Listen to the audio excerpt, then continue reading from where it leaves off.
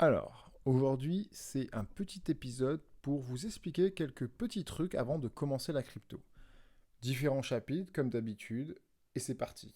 Alors, le premier, ça va être concernant les mythes autour de la crypto-monnaie. J'en ai répertorié 4 qu'on va aborder un par un. Le fait que ça va remplacer les gouvernements. Alors, la monnaie n'est qu'une partie d'un gouvernement, hein. Donc, tant que les cryptos n'ont pas de chars d'assaut, de porte-avions et d'avions de chasse, ça ne remplacera pas un gouvernement. Voilà. Le deuxième, c'est l'investissement sûr et sécurisé. Alors là, je vais vous parler de l'AMF, c'est un peu le gendarme financier français. Et ils disent, je cite, aucun discours commercial ne doit faire oublier qu'il n'existe pas de rendement élevé sans risque élevé. On ne devient pas expert trader en quelques heures de formation en ligne. Donc voilà, je vous invite à aller sur leur site, il se trouve très facilement et il y a plein d'informations assez sympas. Le troisième mythe, c'est le fait qu'avec la crypto-monnaie, on va pouvoir tout payer avec. Alors, je veux dire un peu que la technologie aujourd'hui est immature. Elle n'est pas assez stable, les prix sont encore très volatiles et la technologie n'est pas assez répandue. On pourrait peut-être y arriver dans le futur. Ça, je pense que c'est possible. Mais après, il y aura aussi des questions légales. Ce sont des monnaies qui, pour l'instant, n'ont pas cours dans beaucoup de pays. D'une manière légale, bien sûr. Ensuite, le dernier, c'est celui qui fait amener le plus de monde en crypto-monnaie. C'est le fait que tout le monde gagne. Et là, je vais vous expliquer une théorie. C'est celle du signe noir. On voit en fait les gagnants, mais pas les perdants. Je vous rassure, beaucoup sont ruinés, ça arrive à tout le monde. Et ça, c'est important de le dire.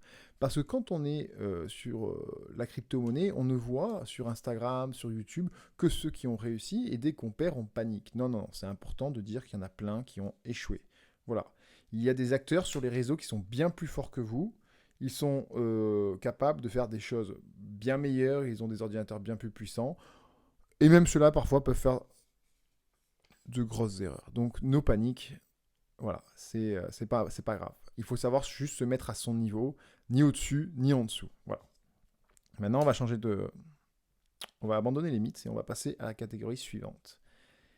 C'est comment gérer l'information. Faites attention à la personne que vous écoutez. Chaque personne a ses intérêts que vous ne connaissez pas, surtout quand il y a de l'argent en jeu.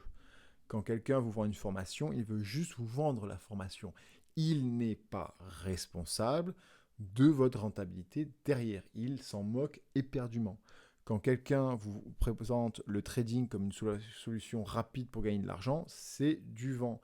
Il veut juste vendre un bot ou un abonnement à une newsletter, mais pareil, il n'est pas responsable des performances derrière. Ces gens utilisent en plus, et je vous invite à en regarder quelques-uns, un très beau champ lexical. Je vous dessine un triangle avec deux droites, le prix rentre dedans, il sortira à la hausse ou à la baisse. Oui, il ne va pas faire marche arrière, hein, on ne va pas remonter le temps. Bon. Ensuite, les placements de produits, c'est là le plus litigieux. Attention, des fois il y en a des bons, des fois il y en a des mauvais. Et ça, malheureusement, la seule chose que je peux vous dire, c'est de vous renseigner avant. Parfois, ce sont des trucs sympas. Quand on vous dit, bah, vous gagnez 10 euros et je gagne 10 euros si vous créez un compte sur une plateforme, faut-il encore que la plateforme soit de confiance et que si vous virez des fonds dessus, vous ne vous fassiez pas pirater dans les 5 minutes. Bien sûr.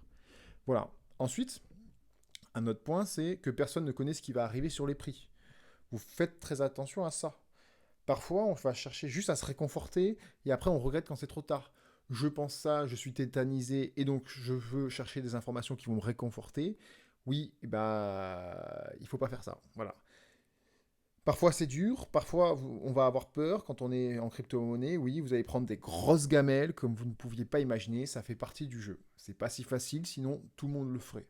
Et ça c'est important, je vous le redis comme dans le point précédent, ça fait partie du jeu, no panique, en travaillant et en persévérant, ça peut passer.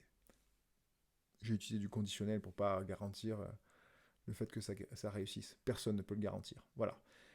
Ensuite, la manière dont vous allez réagir. Tout le monde ne réagit pas pareil à un événement.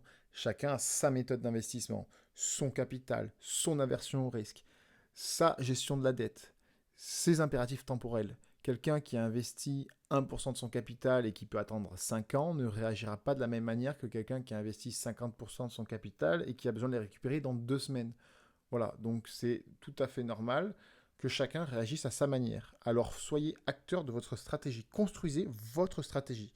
Soyez acteur et simplement à côté consommateur de contenu pour être un meilleur acteur. Voilà.